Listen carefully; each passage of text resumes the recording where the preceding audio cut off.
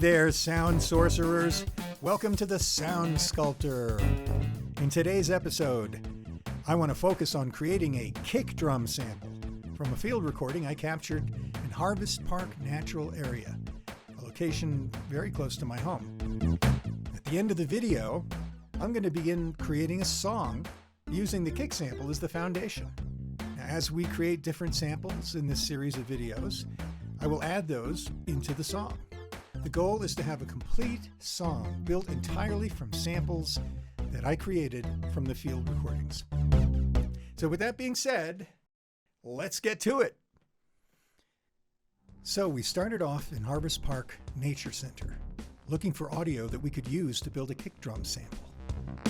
This area is close to my home, and I knew that it had the potential to produce some interesting sounds. For our field recording, we are using a Zoom F3 recorder. It's a 32-bit recorder. It can get highs, lows, everything without distorting. It's a wonderful little recording unit.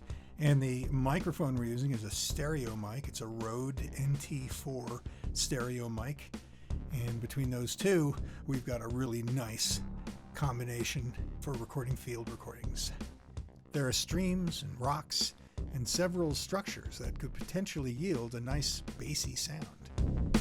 As I made my way around the area, however, I was not able to find what I was looking for until the end of the trip. And I think the main reason for this was because the water was low in the stream.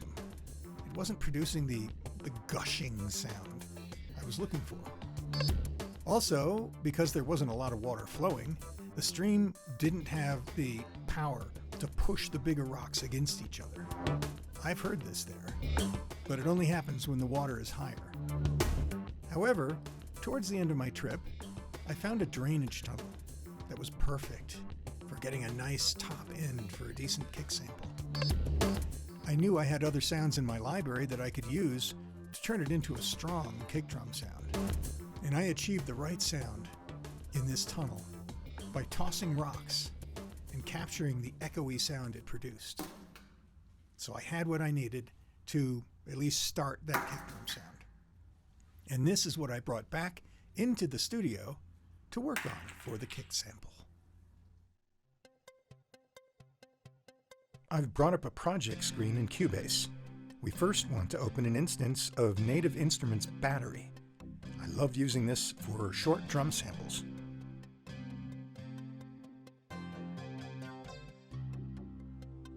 Now let's bring up the audio of the stones in the tunnel that we captured on our field recording trip to Harvest Park Natural Area.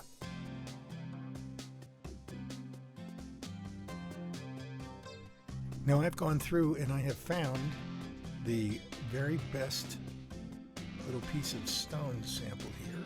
So I'm going to just shorten this to just play that little bit. Okay, let's widen this so we get more information on the screen there.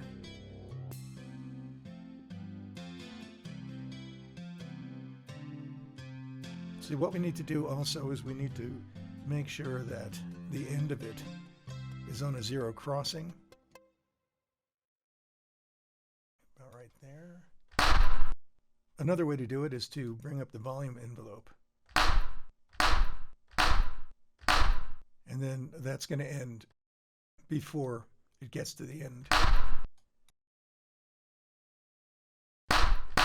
That sounds pretty good right there. Now I want this to be a 3-part kick drum. So we're going to have a top end, a middle end, and then a bottom. So we've got the top end here. Now we're going to put in a different sound. So I brought up some samples that I did a while back. And this is just tapping on a piece of plastic. It's a plastic container of some kind, and I was using a drumstick. So let's bring this in.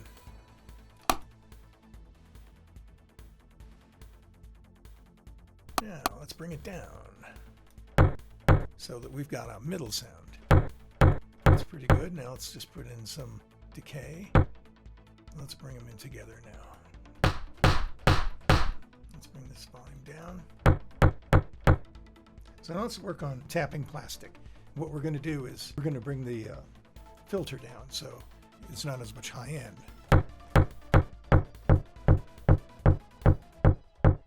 Next thing we're going to do is we're going to add in a compressor to just slap it a little. That sounds pretty good. And I think we're going to add a tiny touch of reverb. All right, now let's add this back up.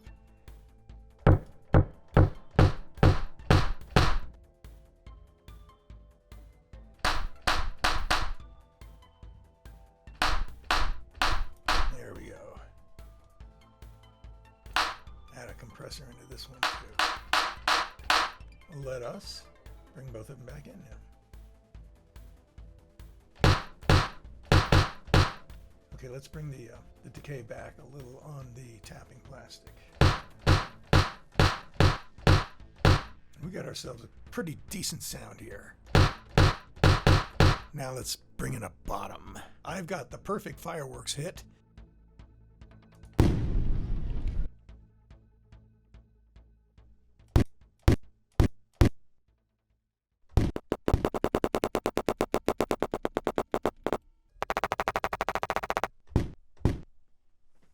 Okay, we've tightened that up a bit. Let's bring it down.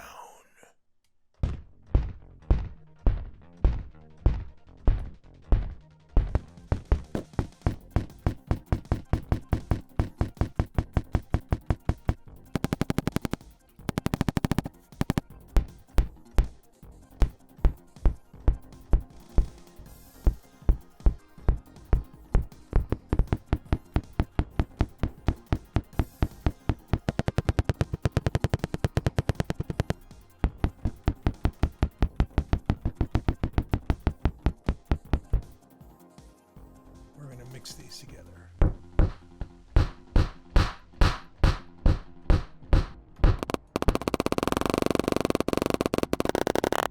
All right, I've been playing with this for a bit, and I think it sounds pretty good. So we're going to call this a kick drum. What I'm going to do now is I'm going to bring it up in the Cubase project window, and I'll create a kick drum track, and I'm going to trigger this new kick drum sample. And then I'm going to actually record it and save it. So now we have battery in the background, and we have C1 on the keyboard playing the kick drum. So I'm now going to create a 4-bar pattern. So now we're going to create a 4/4 time beat in 120 as the foundation for the song. So here we go.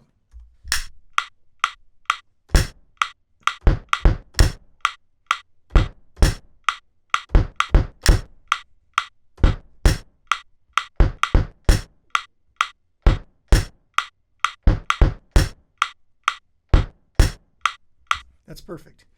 Now we're going to build the rest of the song on top of this. So the next time we get together, I'm going to be creating the snare, the hi-hat, and maybe a crash cymbal to construct the basic rhythm track. And then after that, we'll get into bass and other things when we go out and we get them from the wide open world. So that's a wrap for creating the beginning of this song. So I was able to take the echoey rock in the tunnel sound and combine it with other audio clips I have stored in my audio library to create quite a decent kick drum sample. I then started a new song using that sample as the foundation.